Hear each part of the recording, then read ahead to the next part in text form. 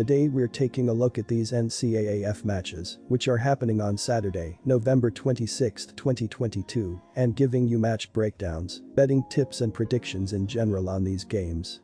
Welcome back to High Stakes, let's get straight into it. Also, don't forget to subscribe and push that notification bell to get notified as soon as we release these sport prediction videos. And if you would like more betting tips and predictions, then check out our Patreon in the link down below.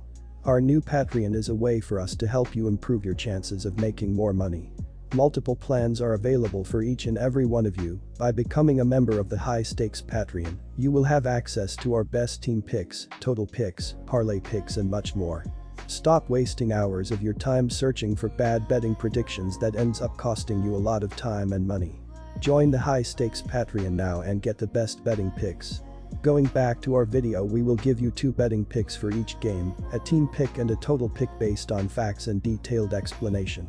So make sure to watch our videos till the end so you don't miss any of our picks. Georgia Southern vs Appalachian State. Georgia Southern has done plenty of damage through the air this season, but Appalachian State has been decent defending the pass. The Mountaineers hold opposing quarterbacks to a 58.5% completion rate this season, along with an average of 204.3 yards per game through the air. Meanwhile, Georgia Southern has major issues on the defensive side of the ball, and they have to contend with an Appalachian State team that is more than capable of doing damage on the ground.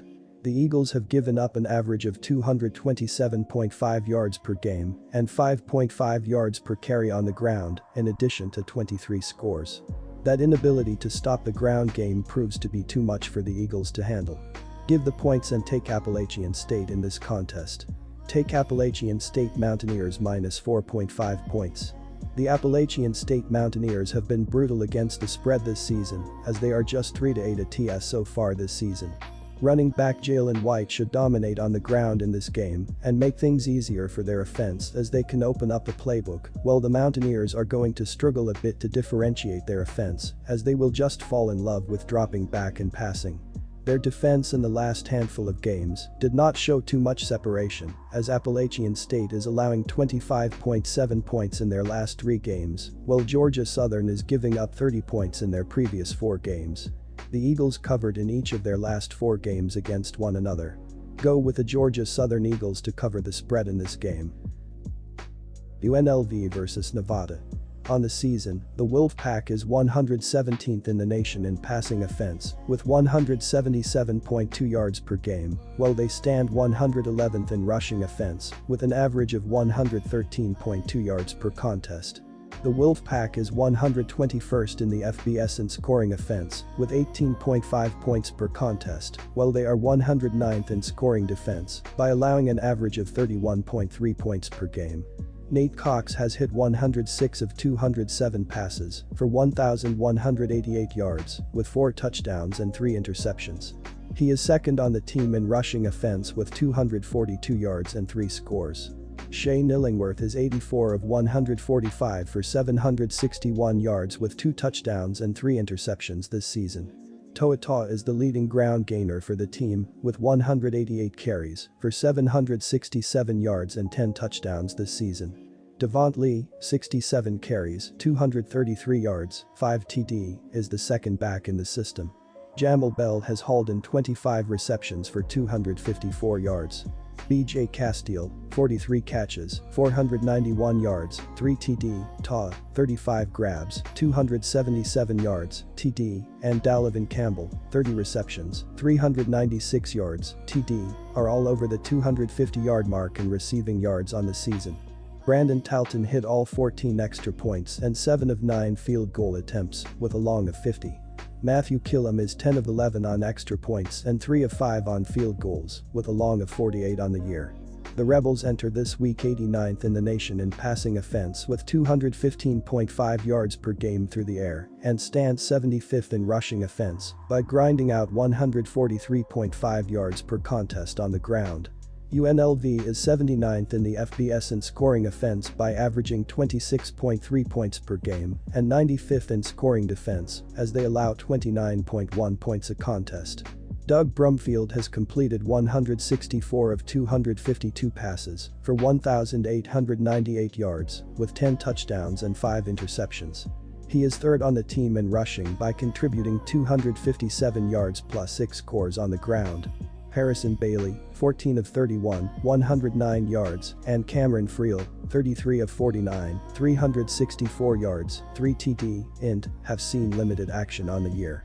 Aiden Robbins leads the team on the ground with 189 carries for 922 yards, plus 9 scores this season. Courtney Reese, 52 carries, 372 yards, is the second back in the run game for the Rebels.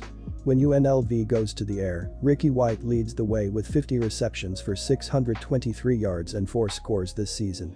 Kyle Williams, 36 receptions, 465 yards, 4 TD, Jeff Waymer, 24 grabs, 263 yards, TD, Nick Williams, 23 catches, 351 yards, TD, and Seneca Mackay, 16 receptions, 198 yards, TD, have gone over the 175-yard mark in receiving yards this season. Daniel Gutierrez has connected on all 31 extra point attempts and 16 of 17 field goal attempts with a long of 50 this season. Both of these teams come in on lengthy skids, with Nevada losing 9 straight contests and UNLV dropping 6 in a row. That doesn't inspire much in the way of confidence for either team at this point in time. With that said, Nevada has struggled to get much done offensively, ranking near the bottom 10 in the FBS in scoring offense. UNLV, for all their issues, now have Brumfield and Robbins back up to speed after each missed multiple games with injury issues. The Rebels hung tough against Fresno State, while we just saw Nevada get trucked by them. UNLV is at home here and they are better offensively, especially with the aforementioned duo back in the mix. Take the Rebels at home here as they prevail to snap their skid. Take the UNLV Rebels minus 12.5 points. This is a stronger pick because, well, these offenses are horrendous. Nevada has scored 20 or less points in 7 of their last 8. UNLV was scoring points early in the season, and they just fell apart, scoring less than 16 points per game in their last 6. They struggle to convert third downs, which is never a good thing. This one will be truly ugly for the players and fans in the stands. Take the under, 49 points. Florida International Panthers vs Middle Tennessee Blue Raiders. While FU has 4 wins to their credit, the most wins the school has had in a season since 2019, the fact remains that they are trending in the wrong direction right now. The Golden Panthers have been outscored by a combined 144-27 margin in their 3-game skid. FU has given up 24 scores through the air this season, with 4 teams going over the 300-yard mark in the passing department against them. That plays right in Middle Tennessee's wheelhouse after Cunningham threw for a career-high 448 yards last week in the win over Florida Atlantic. FU is trending the wrong way while Middle Tennessee has been playing well. The Blue Raiders put the boots to FU and ruined Senior Day in the Sunshine State. Take Middle Tennessee Blue Raiders minus 19.5 points. I don't love the number, but I legitimately think the Blue Raiders might hang 50 plus on FU themselves alone, so I'll take a chance. I refuse to lose on an under if Middle Tennessee causes utter destruction in South Florida, which at this point is honestly probable. The total has gone over in 2 of the last 3 games for each of these programs, and the Panthers have given up 52 points twice in that period. The over is 6-3 in Middle Tennessee's last 9 games and 4-1 in its last 5 when playing on the road against FU. Overs are also 7-1 in the last 8 editions of this series and 5-0 in the Panthers' last 5 Week 13 contests. Take the over 55 points.